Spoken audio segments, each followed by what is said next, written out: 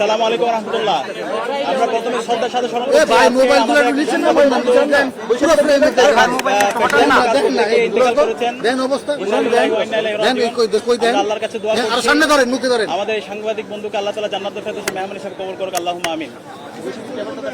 প্রিয় সাংবাদিক বন্ধুগণ, আপনারা দেখছেন সকাল থেকেই আজকে ঢাকা বিশ্ববিদ্যালয়ে একটা উৎসবমুখর পরিবেশ বিরাজ করছে।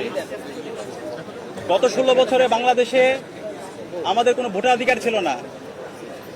জুলাই বিপ্লবের মাধ্যমে আজকে আমরা রাজনীতি পেয়েছি এবং আজকে ক্যাম্পাসে চমৎকার একটা গণতান্ত্রিক পরিবেশ নিশ্চিত হয়েছে। সকাল থেকে শিক্ষার্থীরা ক্যাম্পাসে আসছে, তাদের ভোট কেন্দ্রে যাচ্ছে, তাদের পছন্দের প্রার্থীকে ভোট দিচ্ছে এবং সেই উৎসব মুখর পরিবেশকে আমরা সবাই সেলিব্রেট করছিলাম। আমরা যখন সেলিব্রেট করছিলাম ঠিক সেই সময়ে আমরা দেখতে পাচ্ছিলাম আমাদের ডাকসু নির্বাচনকে বানচাল করার জন্য বিভিন্ন ধরনের ষড়যন্ত্র এবং চক্রান্ত হয়েছে। ইতিমধ্যে আমাদের জিএস প্রার্থী এস এম ফরহাদ সে ঘটনাগুলো ব্যাখ্যা করেছেন। আমরা দেখতে পেয়েছি সর্বপ্রথম ইউলেবে যে সেন্টার আছে সেই সেন্টারে পোলিং এজেন্ট যারা আছে এবং অবজারভার যারা আছে তাদেরকে ঢুকতে দেওয়া হয়নি প্রায় হচ্ছে 1.5 ঘন্টার মতো। এই সময় ওখানে কি হয়েছে সেটা আমরা জানি না, প্রায় 2.5 ঘন্টার মতো।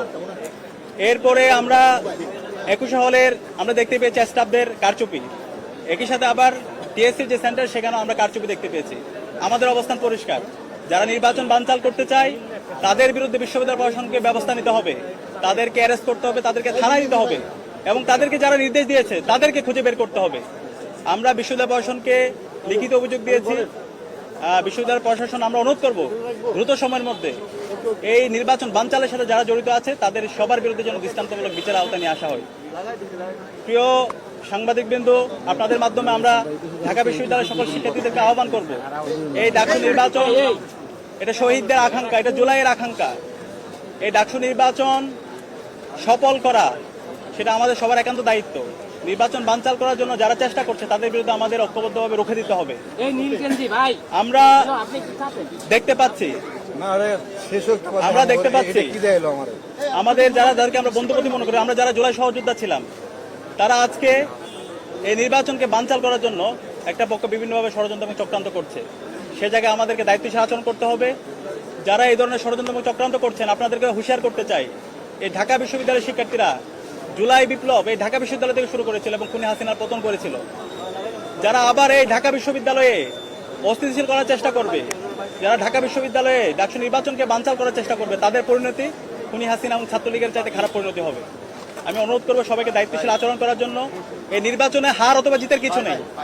আমরা সবাই জুলাই সহযোদ্ধা ছিলাম, আমরা সবাই একসাথে আন্দোলন করেছি। এই আন্দোলনে আমরা সবাই প্রত্যেকের পরিচয় ভুলে গিয়ে কমন গোল নিয়ে ফ্যাসিবাদের বিরুদ্ধে আন্দোলন করে আজকে দেশে আজাদি এনেছি।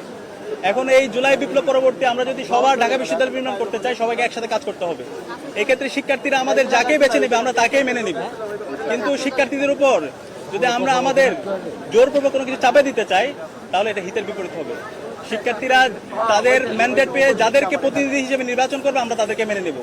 আমরা আশা করব যারা বিভিন্ন ধরনের অস্থিতিশীল করার চেষ্টা করছেন, ষড়যন্ত্র এবং চক্রান্ত করছেন, আপনারা এই সমস্ত ষড়যন্ত্র এবং চক্রান্ত থেকে বেরিয়ে আসুন।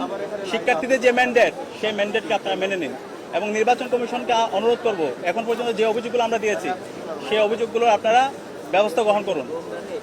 সবাইকে অসংখ্য ধন্যবাদ এতক্ষণ ধরে আমাদের কথা শোনার জন্য।